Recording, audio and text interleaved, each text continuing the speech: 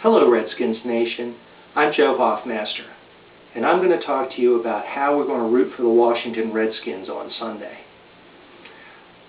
You may ask, why am I making this video? Why would I be any kind of an expert on why and how we should root for the Redskins? In 1970, I attended my first game against the St. Louis Cardinals, and the week after that, I found out there was such a thing as a Redskins regular season ticket waiting list. And I got on it. And I went to show and tell and showed the letter that I had gotten from the Washington Redskins showing that I was on the list.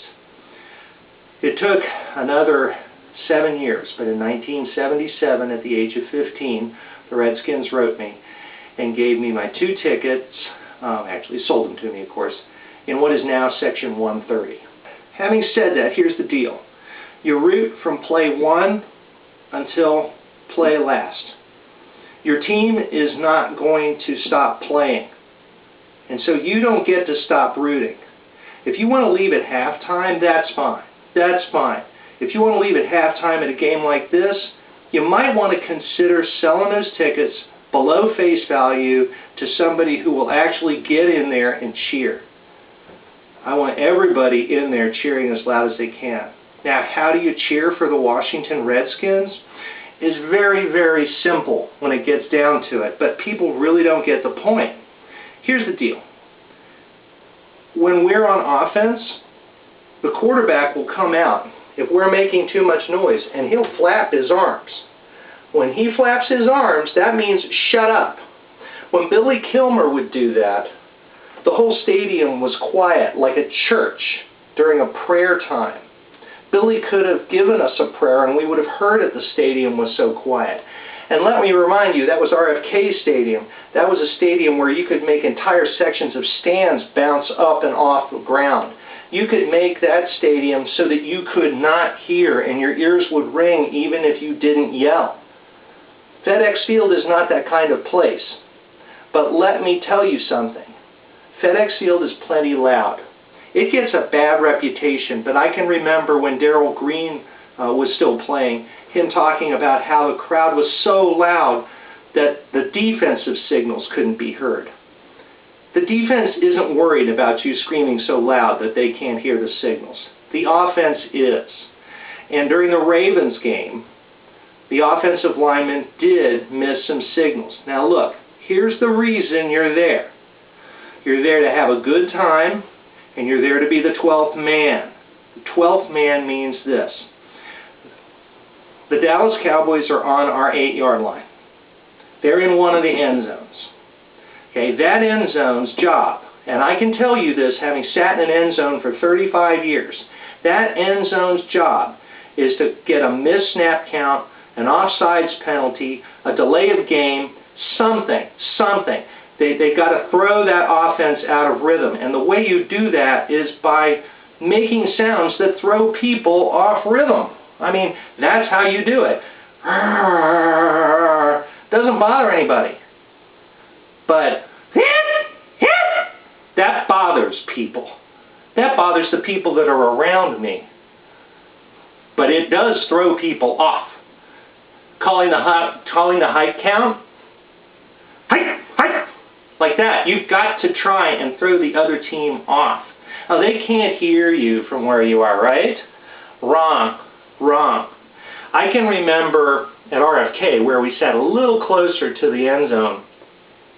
I would yell, "Fumble, Jones!" when Jones was trying to catch a kickoff return. And you know what would happen? About 1 out of 4 times, Jones would bobble the snap. It would bother him. Your purpose is to bother them. So what happens now if you're a mile away in section nosebleed 30 and you can't do one of these wild war whoop sounds to try and get the other team thrown off? You create a din, a loud noise. Now, FedEx Field isn't old and clunky and have a bunch of stuff to bang off of. We used to have aluminum bleachers, and all you had to do was stomp on them, and you could make it deafening in RFK. Here you've got to be a little bit more inventive. So what I want you to do is when the other team has the ball, when Dallas has the ball, you got to lean over onto the backs of the next person's seat.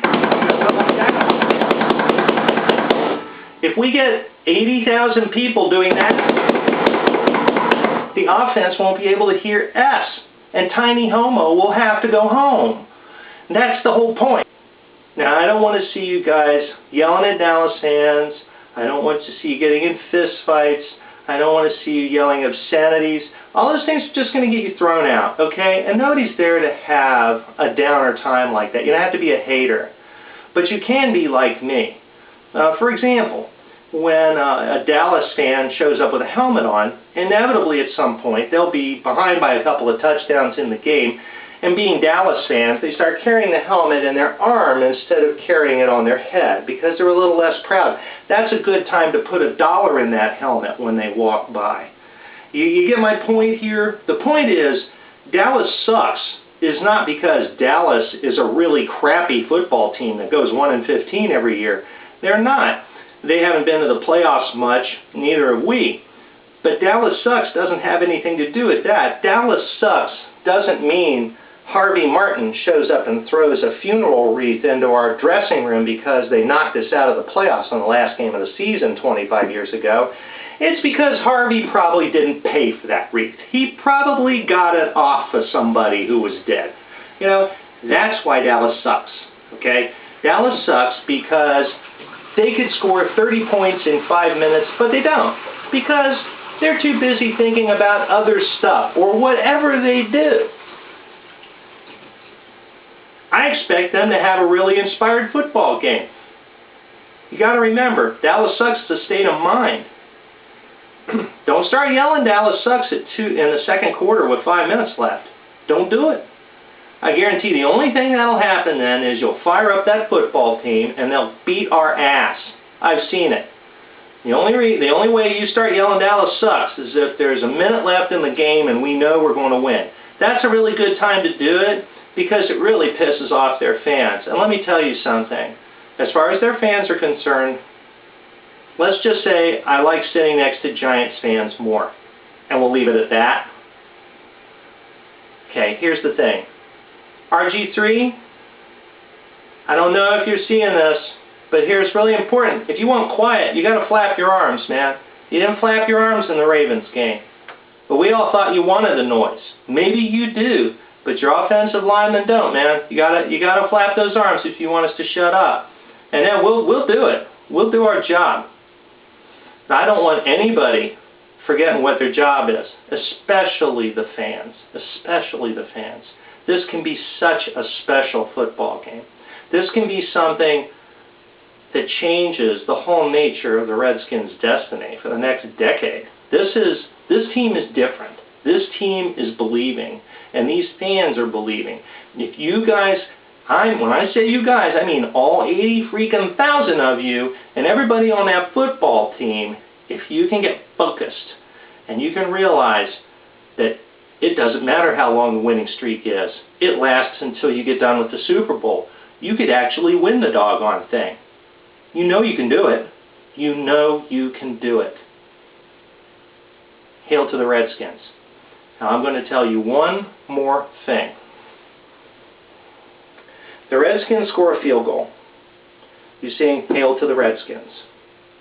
Hail to the Redskins. Hail victory. Braves on the warpath, fight for old BC. Runner, passer, score, we want a lot more. Beat 'em, swamp 'em, touchdown, let the points soar. Fight on, till you have won. Sons of Washington, fight, fight, fight. If they score a touchdown, there's an upper part that you can sing if you know how to sing well. And I'll share that with you because it really, really pisses off the opponent's team fans really bad. They don't like it. It's really obnoxious. Okay, you ready?